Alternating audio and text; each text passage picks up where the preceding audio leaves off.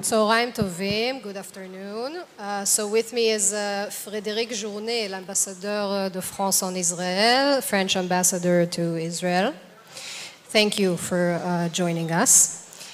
And my first question is, there are still French citizens hostages in Gaza. What is France doing to bring them home? Thank you, Noah. Actually, you know, France had 48 of its citizens, dual citizens, who died on October 7 in the coming days. I think we are the country with the highest number of dual national among the victims of October 7. There are still two French citizens kept hostages, Ofer Calderon and Ohade Aloumi. What we're doing for them specifically is first that in each and every call we are having at a high level, be it minister, prime minister with the president, we insist on them and insist on the fact that the only way to have them out is by a ceasefire with the release of all hostages. And we are telling very bluntly that we do not believe that we are in a moment where additional military pressure is helping their release. To the opposite, it has become very clear that as your military forces are getting closer to the commands of Hamas, the new policy of Hamas is to execute, assassinate the hostages. So the ceasefire is necessary to have them out. It's also about keeping contact with their families, with the forum of hostages. It's also about not deserting the moral ground, and that is very important. We probably did more than you know about that. One of the things is, for instance, France is one of the few countries where we have opened inquiries by French judges regarding the 7th of October massacre and the hostage situation, because our judges are competent to decide on crimes committed against French citizens abroad. So the General Procurator against Terrorism came to Israel. Inquiries are open for both hostage and deceased. This is also about keeping remembrance. And I must say, I was quite proud of what we did in that field. We are the only country where there was a mass demonstration against anti-Semitism and about the situation of the victims and the hostages. The president wasn't there, but the government was there, all of them. Parliament was there. Some people told me why the president wasn't there. I said, well, no other president went to any demonstration, no ministers did. We did that. We did a huge ceremony on February 7th, so we keep that alive. I do it for myself.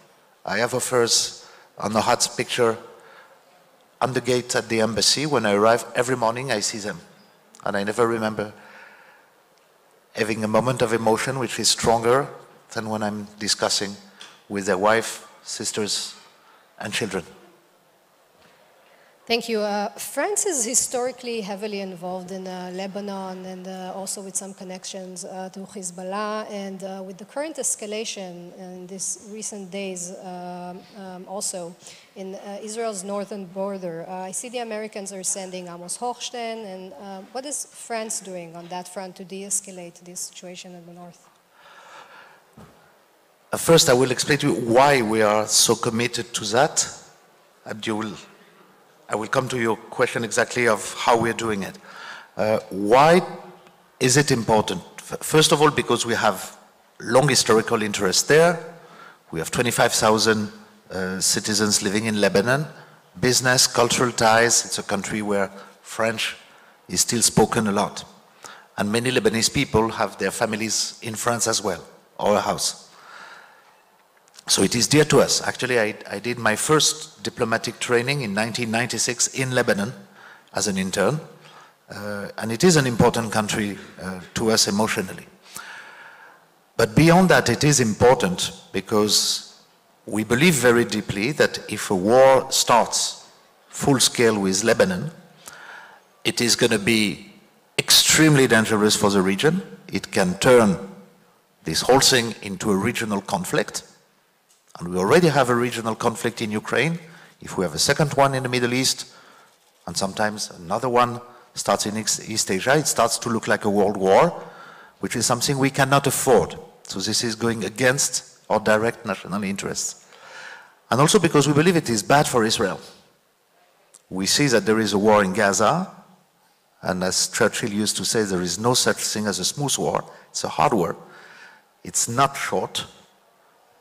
If Israel has to engage into a large scale in the north, it's going to be far worse. It's going to be costly.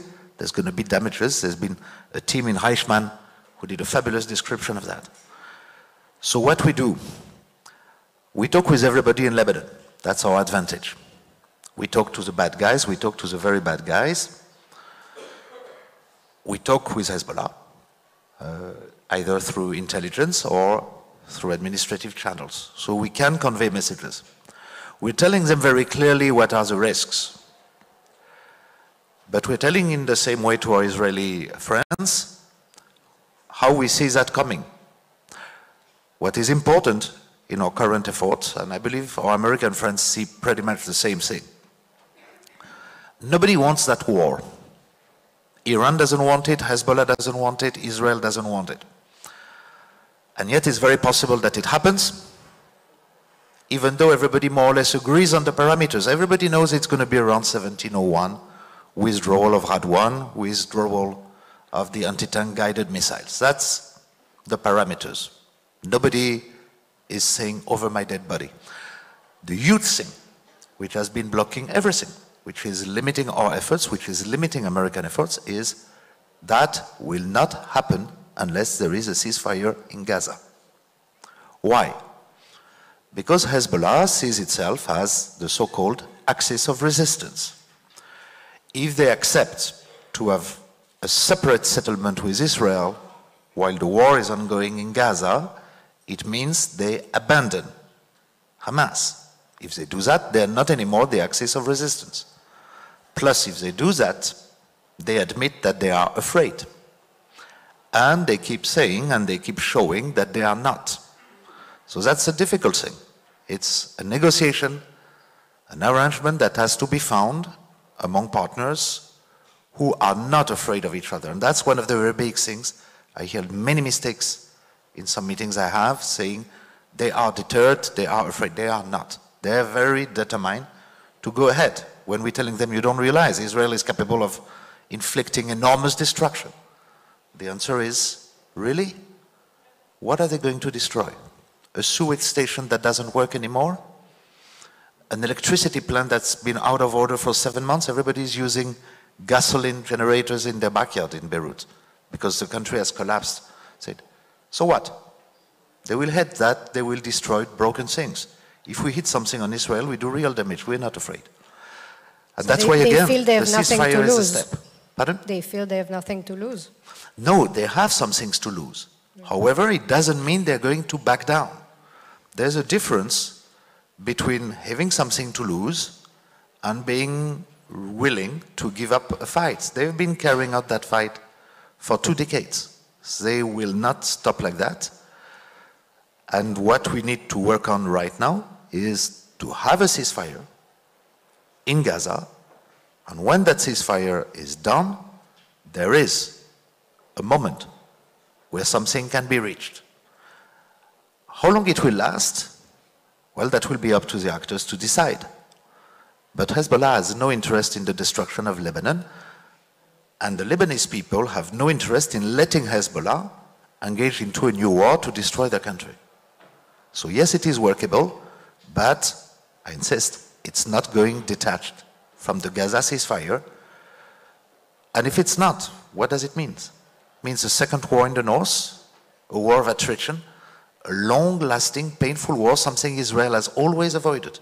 And meanwhile, we're missing the real problem, the elephant in the room, Iran. The ceasefire in Gaza, that means finding a settlement with Lebanon, pivoting the strategic attention to Iran. So you're saying that Iran and in Lebanon, all the officials that France has been in touch with, they all say first ceasefire in Gaza. That's the #1 condition. It's unthinkable to them to detach the two things. we are all aware, and there is sort of agreement among Western powers, that Iran was not informed of what would happen on the morning of October 7. They had helped Hamas acquire all of those methods.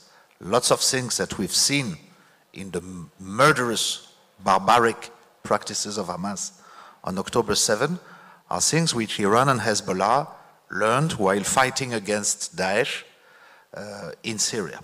So yes, they had trained them, organized them. You've seen the similarity between Radwan and the Hamas militias. But they were not aware. Nevertheless, on October 7, you have an attack of Hamas against Israel. On October 8, you have all the proxies of Iran who starts to be activated. And that didn't come as a surprise. So yes, there is a real player acting against Israel, but beyond that, acting against the West. Iran's interest doesn't limit to Israel. They hate Israel. They say Israel shall be destroyed. They don't say they will destroy it themselves. Right. You know, this is quite similar to what the Israeli government is saying overall. I know that France has been quite supportive of the Israeli stance since October. But there's also criticism. There's criticism of what's happening in Gaza. Yes, look, when you are a friend, you must be able to tell the truth. One of my bosses in my early diplomatic life told once in front of me, I always remembered, diplomacy is not about soothing the ears of your interlocutors with words they want to hear. It's about telling them the truth with words they will listen to. So what truth are you telling your Israeli friends, and is there anyone who's even listening? First, there are people that will listen. It's not that they will agree, but they will listen. We are telling them, first, that they had a right, and Israel has a right of self-defense. That's according to the UN Charter. Now, how you carry on a war in self-defense has consequences. The problem of the war in Gaza is that Israel had to engage to it extremely quickly on October 7 or October 8. Unprepared, it wasn't seen as the imminent danger, without a clear plan, and being frightened of going underground, which involved massive destruction of the surface.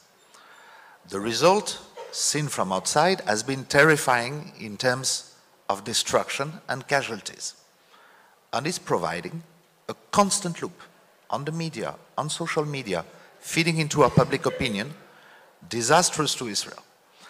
We've been engaged into 3 wars against terrorism. We've been in Afghanistan, I served there. We've been in Mali, we've been fighting Daesh in Iraq and Syria.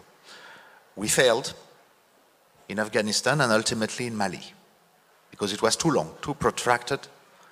We succeeded against Daesh, but we planned during 2 years. Yes, my Israeli friends tell me, yeah, it was thousands of kilometers away, but we waited for 2 years, we planned, we found allies, we found a proxy of our own on which we could ponder.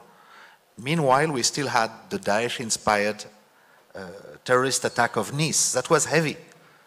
But then we did it and we won. We managed to make it quick, to withdraw with an acceptable gain. What we're telling to our Israeli friends is that actually the level of destruction of Hamas capabilities is high enough. It's good to cut your win, say this is enough, go to the day after phase, negotiate the settlement with the North, and then pivot the interest of Israel's friends at Iran. Because if you don't do that, what happens? A long war in the North, and meanwhile everybody is distracted, and Iran goes on with its nuclear program. Exactly what we don't want. And at the end, you find Israel and the Israeli people, the Israeli army, tired of a long, protracted war, as we have been in Mali, and an enemy that has become very powerful. That's what we want to avoid. Unfortunately, our time's up, but thank you so much for being here, and thank you also for your efforts with the hostages and the de-escalation. Thank you very much.